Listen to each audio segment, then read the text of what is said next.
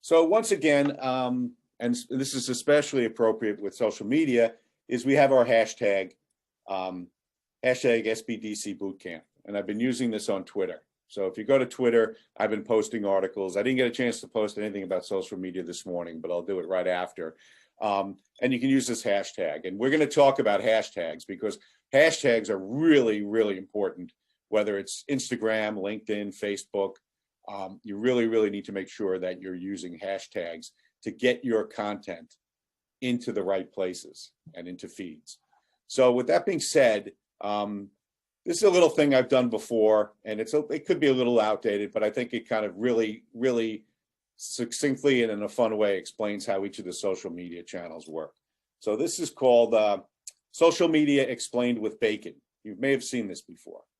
So if you go to Facebook, you might see something like, I like bacon. If you go to Twitter, it might be, I'm eating hashtag bacon. Okay. You go to LinkedIn, you might find something, I'm good at eating bacon.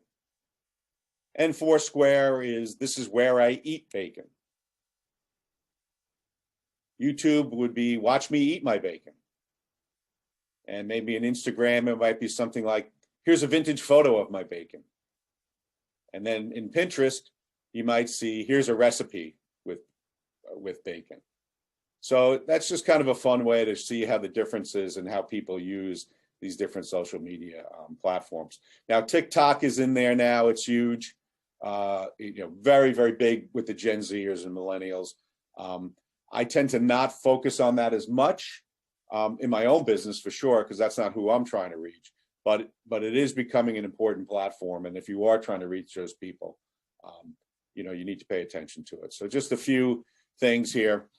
In 2019, almost 91% of millennials and almost 78% of the Generation X and almost 50% of the baby boomers are very active on social media. So that's kind of telling you, where it's at. So what does social media do? Social media drives traffic to your website. It can improve your search engine optimization with keywords and rich content. It also helps you to gain a better understanding of your clients' perceptions of your business. Social media is really a listening tool. You can listen and get feedback from your clients.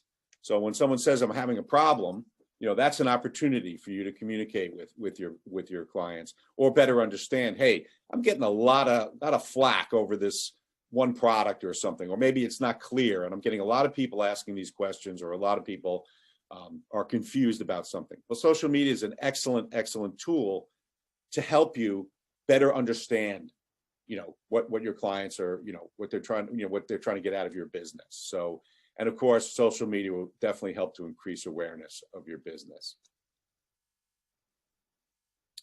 So social media can be for B2B, business to business, or B2C. And we're just talking about this strictly from a business point of view. I mean, obviously you have personal.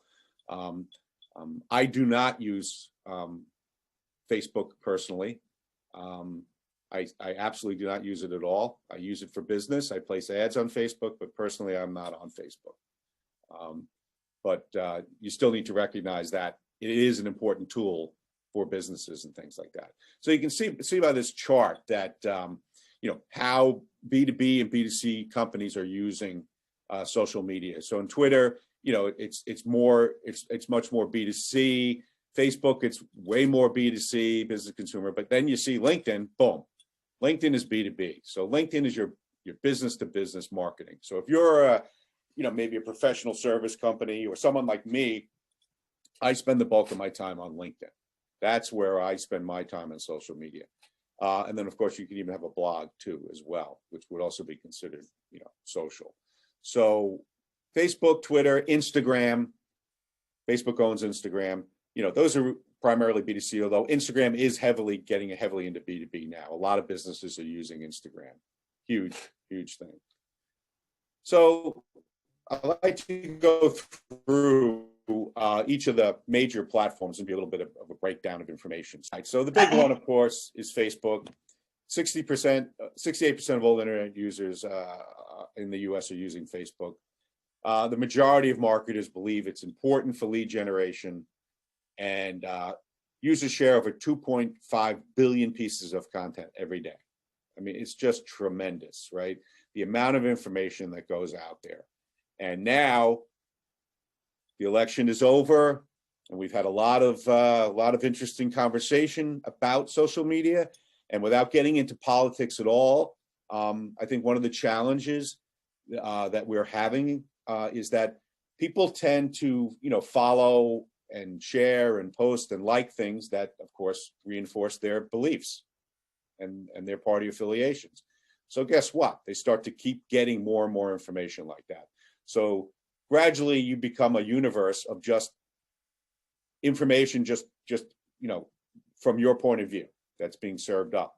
And, it becomes difficult sometimes to, we get caught up in it. We all get caught up in oh, here's another thing, here's another article. You have to look at the sources where this stuff comes from. You have to be very careful where some of this information is coming from. It has to be a legitimate source. And if it's something way over the top, chances are it's probably not real. So we all have to be very careful how we analyze and share information. I have a few friends of mine, some of the things they put up, I just scratch my head. It's just unbelievable. So we have to be very careful. We have a responsibility, okay? We shouldn't be spreading rumors, right? If you're walking around town and you're spreading rumors and you go into the bank and you start telling people rumors, I mean, that's not right. So we all have a responsibility to make sure that we understand that this information is real, verifiable, and that we don't just fall into a pattern of sharing and promoting things that reinforce our point of view. So that's the end of that speech. So Facebook, huge, over 1 billion active users, just huge. 98% of Facebook users use their mobile phone. So once again, if you're a marketer, right, and you're trying to reach an audience, you need to understand the platform they're getting information from. So if you're targeting and maybe you're boosting Facebook posts, or you're even running Facebook ads, or maybe you're doing things like that, you need to understand how people are getting this information. And a lot of them obviously are accessing it on their smartphone. So generally speaking, this isn't a hard and fast rule, but this is just statistics provided by Facebook. Best time to post on Facebook are weekdays between 10 and 3. So that says to me that people are just actively checking their Facebook feeds while they're working. So, and 81% of business prefer video marketing on Facebook. We're doing that right now for a client. We're running video ads. We replaced the standard single image ad from Facebook with video, and we saw the conversions go way up on video. Just a short little video, nothing fancy. And it has to be, the video, you have to be able to run that video without audio, and you might have to closed caption it as well. But video is becoming huge. So Facebook gives your business an image, right? So what a lot of businesses use Facebook for is maybe some of the community events and things that they're doing. Maybe it's some of the internal things that as a business, they start talking about things about their company. They kind of bring the brand to life, right? So to let people know that this is just more than a business. There are people behind this business. There are people who give of their time. It could be they all volunteered at Habitat for Humanity over the weekend. So let's post some things up there. Maybe you want to have a contest. Maybe you want to have a poll. But Facebook really helps to bring that brand to life. Okay, once again, it's just not, hey, we have sweaters on sale, 2 for $25. It's about, hey, we're supporting, the Island Harvest, food bank, and we're all going to be down there on Saturday. Come join us. And here's the hashtag, and here's the, here's the Facebook handle, whatever. It helps to bring the brand to life. So you can have live conversations with people who matter, and it can become a much more personal experience. So all the links and posts in your Facebook are indexed by the search engines, okay? So that's another important part about this SEO. Remember, when we talked about SEO last week, I talked about on-page SEO, which is the content on your website page. And then there's off-page, which is Facebook or Twitter or Instagram or TikTok or whatever, that's where you're promoting off your website. Well, the search engines pay attention to that as well. So through your comments or your posts, you can have direct feedback and conversations with your target audience. So it's very important to remember. So Facebook, widely used. I think some businesses that are more focused B2B, just strictly my opinion, if they tell you it's working, God bless them. I would prefer more B2B type business to focus more of their marketing efforts on LinkedIn. But with Facebook, you can. I'm running Facebook campaigns right now for several businesses. We're running ads and videos and boosted posts and things like that, and it's working very well. The great thing about being able to advertise on these social media platforms like Facebook is the demographics, the information you can get, right? So you can hone in and target the exact people you want to target, okay? Very important. But that being said, they're starting to crack down on that. They're starting to crack down on you targeting certain zip codes and certain income brackets if you will fall into certain categories like financial, housing, and things like that. They do not allow you, let's say you're a bank or a credit union, they're cracking down on that you can't advertise like a credit card and target certain zip codes and certain incomes, because in their mind, that's discrimination. And Google is also starting to do this now. So it's something you have to keep in mind. But the Facebook is really, all the information they collect, just think about all the information they collect about a person and think about what you can target with Facebook ads. It's unbelievable. We're running a campaign right now in El Paso, Texas for a client. And we're doing a 25-mile radius of El Paso, Texas. And it's for a certain type of business and things like that. And we're generating a lot of conversions and a lot of clicks. So it's a pretty cool thing. So YouTube is the #2 search engine in the web. So it's a great source for traffic and leads. Google owns YouTube. So guess who's got #1 and #2? Okay. So these are some of these mind-blowing things. There's over 500 years of YouTube videos watched on Facebook every day. More video is uploaded to YouTube in 1 month than the major US TV networks created in 60 years. Just think of the scope and the scale of the content going up there. I have a friend, he owned a bike shop, and he was really getting killed with the internet and then ultimately liability insurance really put him in a bind. So he couldn't rent bikes anymore. So he started, offering, repair parts for his bike. You can buy pieces to repair your bike. And then he created a YouTube channel, and he started doing weekly YouTube shows off the back deck of his store. And he set up like almost like a the Jimmy Fallon with the chairs, and he sat behind a desk, and he was a real character, and he would drive around and he had a mohawk, and he was a bit of a character, but he knew everything about bikes. And he built this YouTube channel, and then he put cameras, live streaming cameras, in his store. And he was just a complete passionate about bikes, and he knew everything about them, and he was this character. Well, his YouTube channel was monetized, and he started making money off his YouTube channel. And I don't know, about 5 or 6 years ago, he was like the YouTube Merchant of the Year. It was like incredible. He was getting like 1 million people coming to his YouTube things, and he would live stream on Saturday mornings, and it was just incredible, absolutely incredible, the power of YouTube. It's unbelievable. And once again, when we're looking at social media platforms, the first thing I told you is we have to figure out who we're talking to, who is our audience. So we need to know where people are spending their time, which social media channels do people spend their time using. So YouTube reaches more adults aged 18 to 49 during prime time than any cable network does on an average weekday.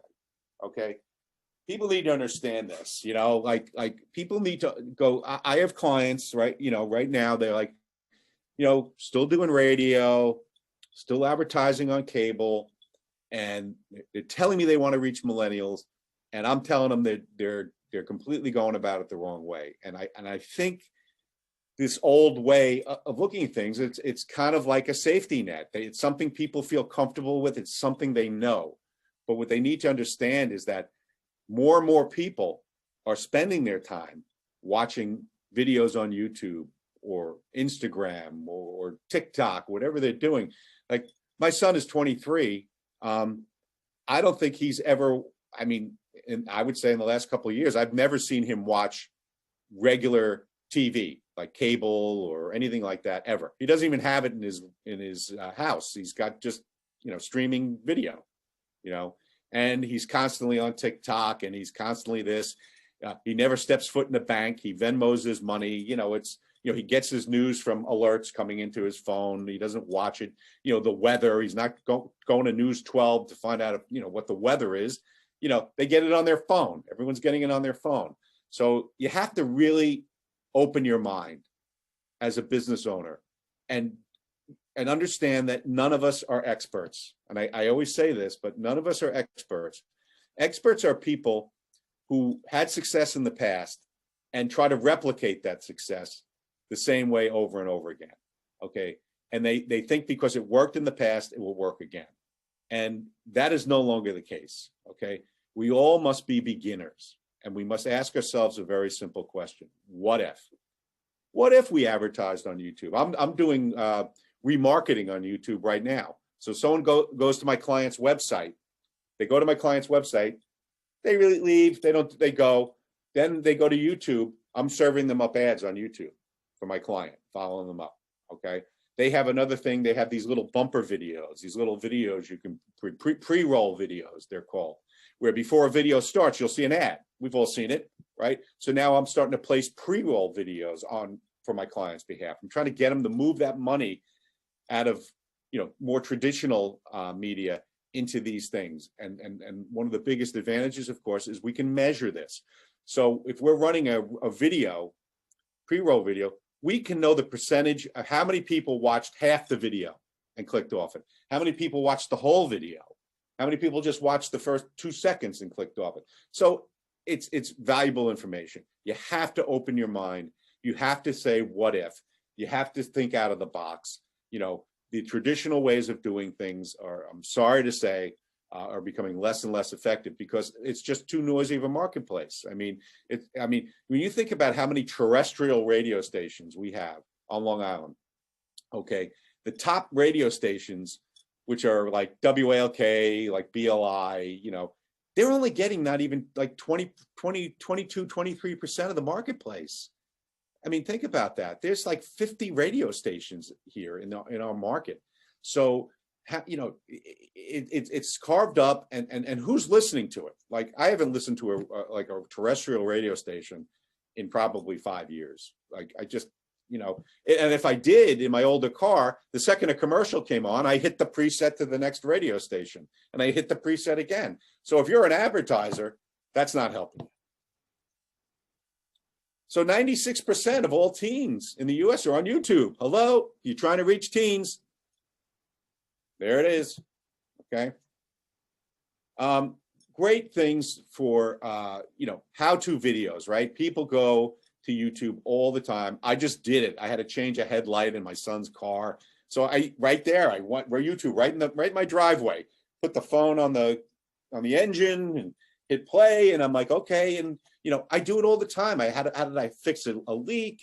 I'm constantly going on YouTube to learn these things. I don't know if anyone's a fan of The Office, if anyone watches The Office, but Michael Scott, anytime he was going to go do one of his meetings, he would get all these Wikipedia facts, and he would quote, he'd look up everything on Wikipedia, and then he'd go and he'd do his presentation, based on all these Wikipedia facts. So, people go to these things because, they have a lot of helpful information. I do it all the time, and even things with business. So if you want to learn how to advertise on YouTube, go to YouTube and watch a video about how to advertise on YouTube. If you want to learn about like WordPress and how do I edit a WordPress website, you go to YouTube. There's a million videos about it. It's great. There's so many things, so many things. And one of the other benefits of YouTube is, and I always tell my clients this, if you have a video, you created videos, whatever they are, get them up on your YouTube channel.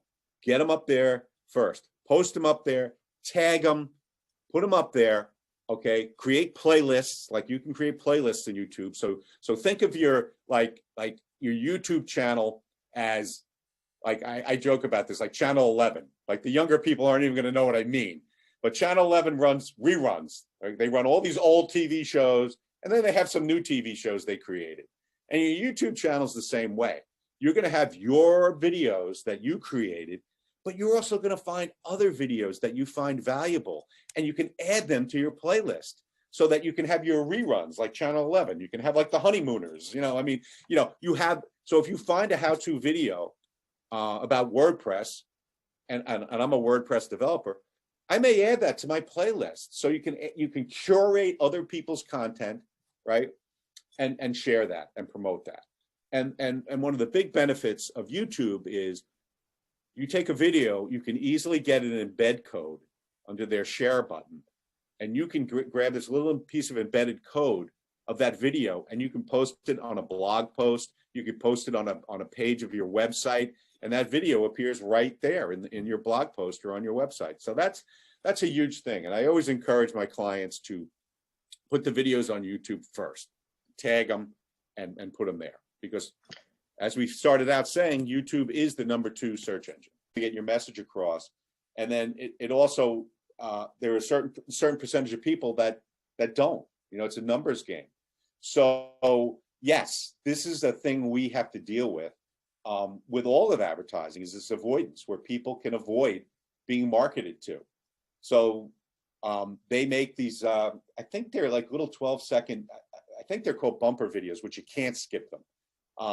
But you have to always factor that in. So that's why maybe, your video, it has to be maybe more organic, not non-advertising, and post things like that, and hope that you'll get people to share it and things like that. But those paid videos, they're called bumper videos. You still have to watch them for a certain period of time. You have to watch them. So these advertisers know they're getting their message in those first 5 seconds, right? And then, that's all you can hope for. Thanks. All right, so we're going to Twitter. Twitter, once again, most people are using it on their mobile devices. That number is probably even higher, okay? I got to believe it's even higher. So the fastest growing demographic in Twitter is 55 to 64 years old. And that's, that's kind of a skewed number. I think a lot of social media and a lot of even internet stats where they say the fastest growing demographic are older people. And the reason I think that is because they're the only ones left that aren't on it. so that's why I think sometimes you'll see these stats that the fastest growing demographic are older people, because everyone else has already been on it. There's no one else left. So on an average, there's over 400 million tweets sent daily, and there's over 500 million active users on Twitter. So businesses use Twitter to converse with their prospects, provide customer service, drive traffic to their website. If you're posting something on a blog post, let's say you just posted something on your website, well, obviously you're going to want to tweet that out and promote that piece of content you just added on your website. You'll want to do that in Facebook and LinkedIn and everything else too. But Twitter is this great way to use hashtags and leverage the power of hashtags to get into a conversation, right? 83% of the people who sent a tweet to a company and received a response, that's the key, not an automated response, they felt better about the company. Once again, some companies will use Twitter as a listening tool, okay, to get feedback. Are people complaining about something? They'll monitor their Twitter feeds. The thing about Twitter, though, is these posts are they move quick down the feed, right? So you post it, within minutes it's buried. That's why you really want to start thinking about hashtags and how do you use hashtags and things like that to get your conversation out there. So you can post original content, you can promote someone else's content, you could retweet something. When you start doing those things, as you start doing more and more of that, you'll start to see your followers grow and your engagement grow as you do them. I was heavily really into tweeting like a few months ago before the pandemic. I would be tweeting like while I was standing online at the deli, and I was really into it. I have a personal Twitter account. I got a business one. And I would, constantly put information out there on Twitter. It's a very easy, quick way to post and put information. So people just need to understand the anatomy of a tweet. Obviously what you want to do is you want to put in there, the handle, right? So for example, when I was sharing information about this workshop, I put in the Small Business Development Center's Twitter handle, okay, in there, in addition to the hashtags that I used, okay? So like I created that hashtag I told you about. So it's very important, that I get those hashtags so that I can get into feed with other tweeters using that same hashtag, okay? And then of course you'll have a link, right? You'll have a link to go in there. It used to be Twitter was 140 characters. Now it's double that now. They've made it bigger, so you can put more information on there. Just a very useful tool. So 43% of marketers have found a customer through LinkedIn. I have found customers through LinkedIn. Okay, so I have. What I do is I believe very strongly there's an etiquette when it comes to LinkedIn, and this is only my opinion. But my opinion is I do not try to connect with someone I don't know. Okay, I get LinkedIn requests all the time to connect, and these are people I don't know. I'm like, who is this financial planner from Hoboken, New Jersey? I don't know this guy. Like, I don't connect with those people. Okay, I only connect with people I know.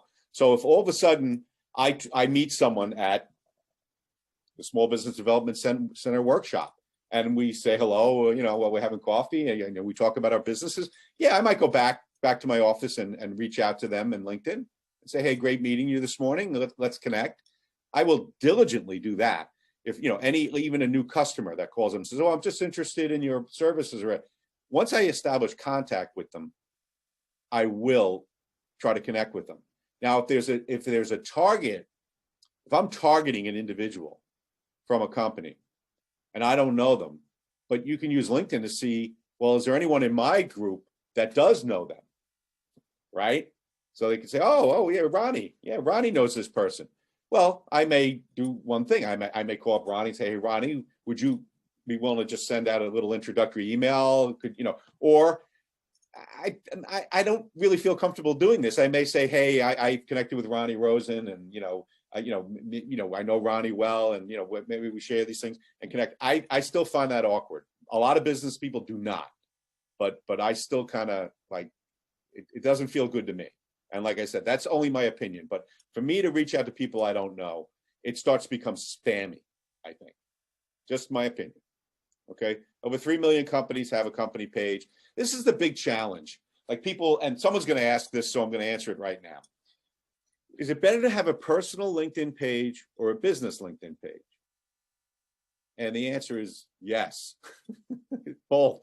And it's like, but I primarily use my personal LinkedIn page. Okay, I have a company LinkedIn page, but I don't really use it that much. I use my personal one because I'm of the belief that people aren't going on to LinkedIn to look for a business per se. Maybe they're trying to connect with people. Like that's how I feel, that I'm really trying to go and connect with individuals. So I focus more like when even when you're looking for a business and you might find the person you're trying to reach, you want to learn more about them, and you look at their personal profile, right? You look at their LinkedIn profile to learn more about them, and then you try to connect with them. So, it's kind of weird. Like I said, I have a company one and I have a private one. Very large companies, it's very easy. It's very easy. You got to have both. It's very simple. You have a full-time social media manager. They're putting stuff up there all the time. But when you're a small business, let's say you're a sole proprietor, like do you really need a company page and an individual page? That might be overkill. So once again, you're trying to research who your audience you're trying to reach. Over half of LinkedIn users have a bachelor or graduate degree. So if you're trying to reach a certain demographic, maybe people with a certain education or anything like that, you got to take that into mind. So people typically visit LinkedIn with a purpose, right? To make a connection or to gain insights about your industry or look for a job, right? I mean, that's connecting too, right? For the purpose of connecting. You'll use it to maybe find a job. So it's a great way to quickly find content that's relative to your target market. To me, the value of LinkedIn are the groups, right? You have LinkedIn groups. So you can join LinkedIn groups. Some you can join automatically, and some it's almost moderated where you have to be approved and things like that. But you can join LinkedIn groups, and I do that. So, for example, I work with making websites ADA compliant for Americans with disability, making their websites compliant for people with disability. So I've joined some LinkedIn groups. They're people, competitors of mine that also do this, and there's other people in this whole universe. But it's a great way to connect and share information. And we've even done meetups, like after hours meetups, to talk about case studies, new law coming in, and different things like that. And we exchange information. You know, your competitors, like, you don't compete against them, you compete with them, right? So when you compete with people, then you're more aligned. And I talk to competitors all the time. Now, I'll be honest, there's a few competitors out there I hate their guts. But for the most part, we all live together in this universe, and we're all good people trying to do the right thing and trying to do the best thing for our clients and our family. So, you know, when you try to work in these groups and you can share information and even something, hey guys, just want to let you know I learned something, I tried this thing and blah, blah, it worked great. Here's a great tool you can use for it. Look, there's plenty of business for everyone out there. But more importantly, you're going to get more back, okay, by giving and providing. You get more back from it. You get more information. So these LinkedIn groups. So for example, I was trying to get into pharmaceutical industry for marketing, you know, graphic design and marketing and things like that. Pharmaceutical industry is a great industry from my type of business to work with. So I joined some pharmaceutical marketing groups in LinkedIn, okay? And I'm able to contribute content and share information and connect with people, okay? So you want to be more strategic. I use that with the website, being strategic and being tactical. Like, where strategic is like, why should you be on this platform? Like, why should I be on LinkedIn? You know, and then your tactics are, okay, now that I know I want to be on LinkedIn, how do I best leverage it? What group should I join? How often should I post? You know, and things like that. LinkedIn, I run a lot of ads. I do a lot of LinkedIn advertising for my clients. That one's really good. B2B, great demographics. Once again, I can say I want to just market to executive vice presidents and C-level people within a certain radius who have a certain college education, or maybe I even want to target the colleges they went to, or their job titles, or their experience, or the number of people that work in their company, or their annual revenue. So I can target into exactly what I'm looking for and what groups they belong to, what LinkedIn groups, and I can run LinkedIn ads directly to these people. So the difference between running ads like paid ads, like for Google and Bing, those are like search ads, right? So when someone does a search, they're looking for something, an ad comes up, a text ad comes up in the search engine, right? Those are search ads and things like that. But when you're advertising on social media, like LinkedIn, Instagram, Facebook, and others, it doesn't work that way, okay? People are not on LinkedIn or Facebook because they're looking for a service per se. They're there to read their news feed. So we run ads in the feeds, and we call that adjacency. In other words, your ad exists in their environment, and they happen to see it, right? It's kind of like the newspaper, right? Okay, but this newspaper is completely tailored to them, right? So all the information coming in there for the most part is completely tailored to them. So by using this adjacency, by displaying ads in their feeds, it's a little bit different. And you tend to use that type of advertising, this adjacency, for awareness advertising. So let's say you offer a product or a service that maybe people wouldn't even know to search for. I mean, think about it. There are a lot of things out there that I wouldn't even notice that existed. Well, I'm never going to do a Google search for that. So how would I find that out? I'd probably find it out on social media. That's probably how I'd find out about it. So if you have something like a product or a service that you think might not resonate in a search, then you got to go with like Google display advertising, where ads show up on websites, or these social media type advertising and things like that. So that's a key distinction. Okay, and it's very important for you to understand that. 1 billion photos uploaded to Instagram. 71% of businesses are using Instagram. So it surpassed Twitter, okay? As we know, Instagram is owned by Facebook. So when I advertise that Instagram, Facebook, that's together. Like that's in one platform, one campaign I can run in both. And depending on what kind of demographic information I put in there will determine where the lion's share of that advertising might go to Instagram or Facebook and things like that. So they receive over 1,000 comments per second. 5 million photos updated every day, 1 billion active users. So we're going to talk about hashtags in a minute, but Instagram, you can go absolutely hashtag crazy. I think I'm trying to recall how many hashtags you can put in there, but it's not only can you put in like many hashtags in Instagram. When you comment back, you can put additional hashtags. So here's your Instagram users by by age and gender. Okay, so you can see right in here, your 18 to 34 is just huge, right? So once again, if you're looking to reach someone 55 to 64, Instagram's probably not the best thing for you. Okay, but if you're looking to reach the younger set, then it is, right? You can just see it right here. So once again, you want to do a little research. Next one, Pinterest.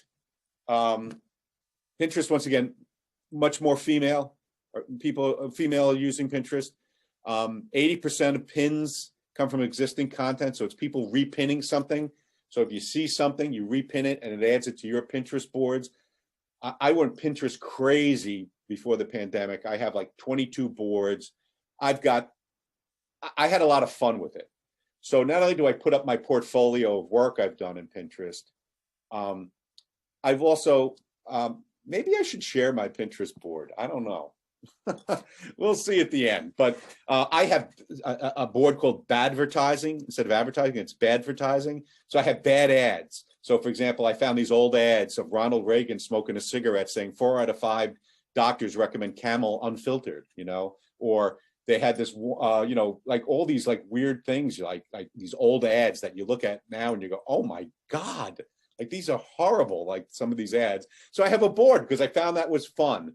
And then I have a board about Long Island, like landmarks and things, because I use Pinterest so that if a client of mine or a prospect, they can kind of get the personality of my business. They can kind of see we have fun. There's some fun posts up there. I have a bad hair board on mine where I just found these pictures of who's that Spectre? Who's the one with the big frizzy hair? Phil Spector. Phil Spector, he's on there, and like I have just all these these old like portraits of like these guys from 1980 holding their cats and like all these just like fun stuff and then I have serious stuff up there. I have boards about logos and I have boards about social media. And the great thing about Pinterest is it's not like perishable, like it's cumulative. So like if you post something on Facebook or Twitter, it goes down the feed, it gets lost, it goes away. But with Pinterest, when you repin things to your boards, they're there, right? They stay there. Your boards grow, and then you can create new boards. So it's kind of a cool thing. Most of the 30% of all the pins are coming from food and drink, right? And then another 13% are your crafts, right? And things like that. The interesting thing about Pinterest is it is a very powerful tool to drive people to an e-commerce site. Okay, so you can post your products, okay, on Pinterest, and people can click through and buy. Okay, so just think about, once again, with Pinterest, you can use hashtags on Pinterest and things like that. Is that the right universe for you to spend your time? So now we go into the TikTok now, which my son lives on TikTok. I don't know much about TikTok. I don't spend a lot of time on TikTok. So I'm not a real authority on TikTok right now, except I can tell you that they have 800 million users, okay? And it was the most downloaded app in the App Store, in the first quarter of 2019, okay? 2 billion times it was downloaded. So I don't need to know much about TikTok, but I do know that it is becoming a big player, in the social media world.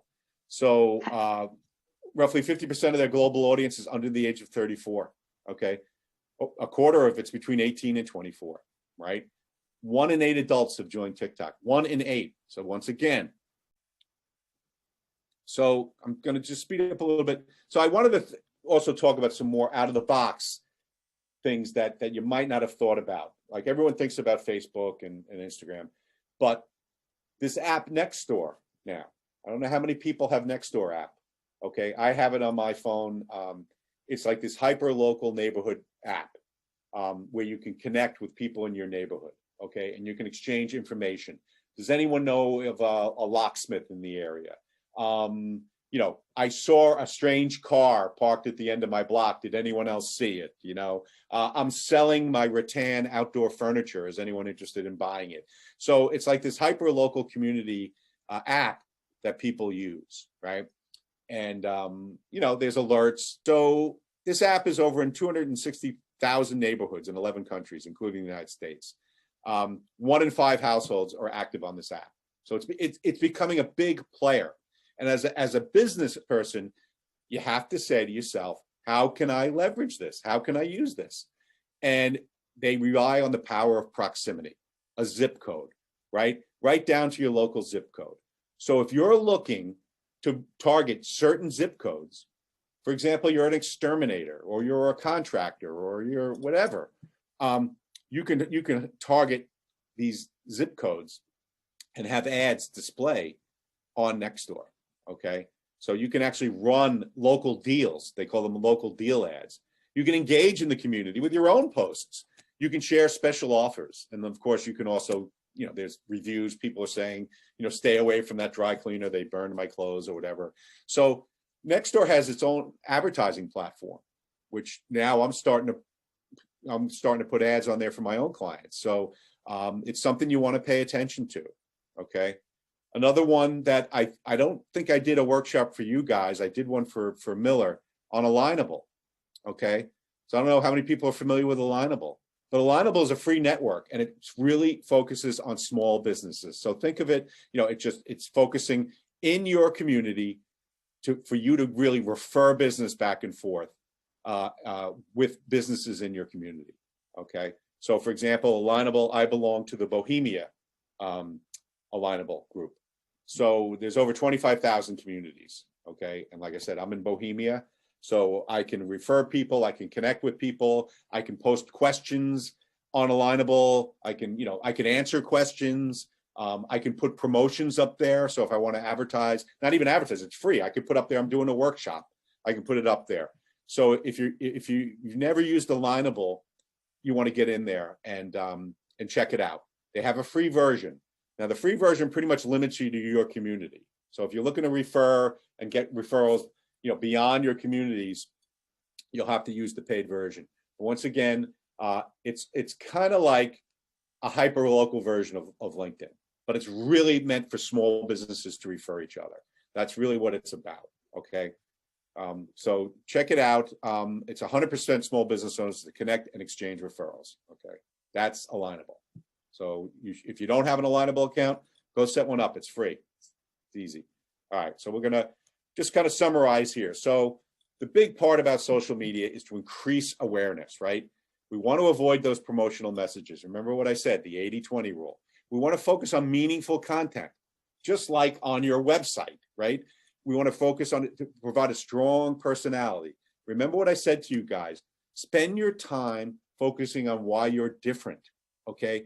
Develop that strong personality, that brand personality. Okay, here are the community events we do. Here are the things that are important to us. Okay, here's what makes us tick. Like these are the things that you need to focus your time on, not going on to Wix and start building pages without thinking about it. You got to focus on your personality so that comes through. Okay, So you use that social media targeting to reach your core audience. Remember, you're gonna really think about which platform do I need to spend my time on. I know of very few small businesses that can adequately do them all. So you got to focus on what you're going to get the best return from. So we're looking at how do we measure ROI, return on investment, right? So we need to know all those interactions that could happen on social media that create value, that create awareness, revenue, or even customer satisfaction. So how do we measure all that? It's really from engagement, right? We measure engagement. When people perform an action, right? A share, a like, retweeting, a click, right? It could be a call, okay? It could be a review that they left on your Facebook page, It's an interaction. It's a high priority task that we want someone to complete, some sort of engagement. And obviously we want to know, over time, are we getting more engagement? Are we getting more clicks? Are we getting more comments? Are they sharing an image or commenting on something? It's very important. Otherwise, we're just talking to ourselves, right? So engagement is very important metric that we use. And we can tie that engagement into not only what's happening on the pages of your social media platforms, but in Google Analytics, which we're going to cover next week, we can see how many people are really clicking through and going to our website from our social media efforts. So the tips for using social media is listen relentlessly. Read about what people are putting up there. Go to your competitors' social media channels and see what they're doing. Like, go to your client's social media. Like, how many times hopefully we all do this when we're going to meet a new customer. Like, we make someone says, all right, I'd like to get together with you and talk about maybe doing work with you. Okay, the first thing I do is go on their LinkedIn page, right? And I try to learn everything I can about them. Okay, what's important to them? Wow, this guy's a golfer. Wow, this guy went to this college. Oh, this guy did this. Oh, guess what? We share this common thing in our past. Well, guess what? I'm putting that up here, and that's going to come out when I meet with him. Okay, I really want to connect with him in a meaningful way. And you do that even with just listening. When I say listen, that means you're monitoring your social media and maybe even your clients or a prospect's social media.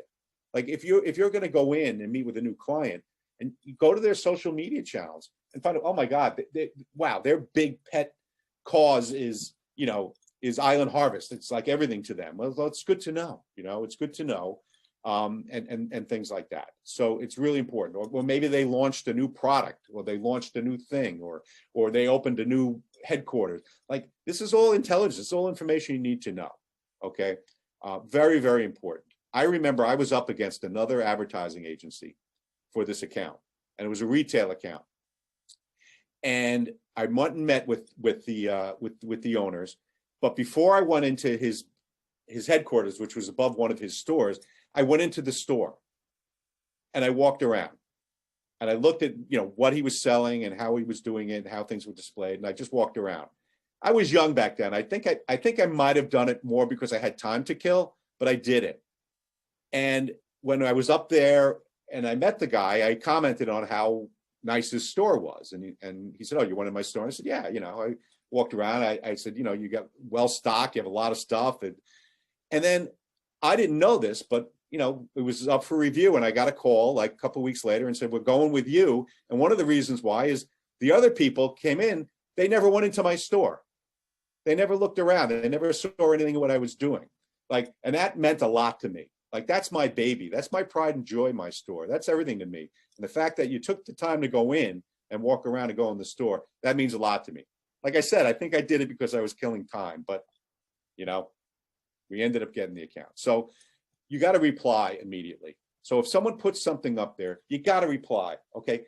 I had a client that they were doing some sort of computer update, and it crashed the system. And all the customers were taken to Facebook, and they were inundated. And their solution to this complete bombardment on Facebook was they took their Facebook page down. Well, that's akin to hanging up the phone or keeping the phone off the hook. You got to be able to reply immediately. And having auto replies and things like that are disingenuous, and people see that. And you have to have a human voice, right? You have to have a human voice. It's very, very important. So when we summarize this, and I'm going to go into hashtags real quick because they're very important, but social media is content marketing. Okay, remember I talked about the content on your website? That's content marketing. The search engines read your content. They read your social media too. So I want to touch on hashtags, and then I want to get to all your questions. So hashtags, they're used LinkedIn, they're used in Instagram, they're used, Facebook, everyone's using hashtags, okay? It's Twitter.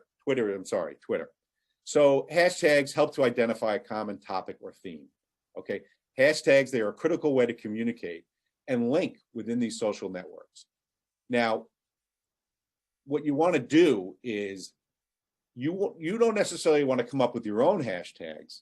Like, for example, I did in my case for this workshop, I came up with that SBDC bootcamp or whatever it was, hashtag, because that was for a very specific defined audience, just you people here, okay? I didn't want it to go out to the rest of the world.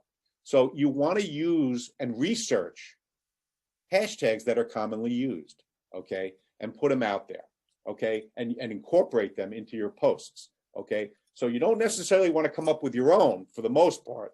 You want to find out what are the mainstream hashtags. Now, I had a client, they would post things on Fridays and on their social media, and they used the hashtag Freaky Fridays, okay? All right, that's pretty cool, but they didn't research that hashtag. So if you just research and you go to Twitter and put in that tag, then obviously everything in that feed that's got that hashtag is going to come up. Well, use your imagination. What would come up on a Freaky Friday hashtag? Okay, what potentially could come up? Okay, and it did. So you want to do your homework. So remember what I said about planning. You want to sit down and do your homework. Plan which hashtags. Create lists of hashtags that you want to use. Okay, look at your competitors. Find out what they're using. Okay, so hashtags make your posts searchable by anyone, right? They click on a hashtag and boom, it all comes in. Okay, your posts will appear in that stream. Okay, that's how you can build an audience. That's how you get your message into another stream. Okay, now some people try to scam the system by using like really ultra popular hashtags that really aren't relevant to what they're doing. So you want to be careful. So, identify where your post or your subject fits in. That's how you use a hashtag. Chances are the hashtag is already being used. That's what I'm talking about. It's probably out there. Find someone that's active in your field and see what hashtags they're using. If you like what you see, click on it. You can look at all the other posts. And not only do you get all the posts with the hashtags, you can see what they're posting, right?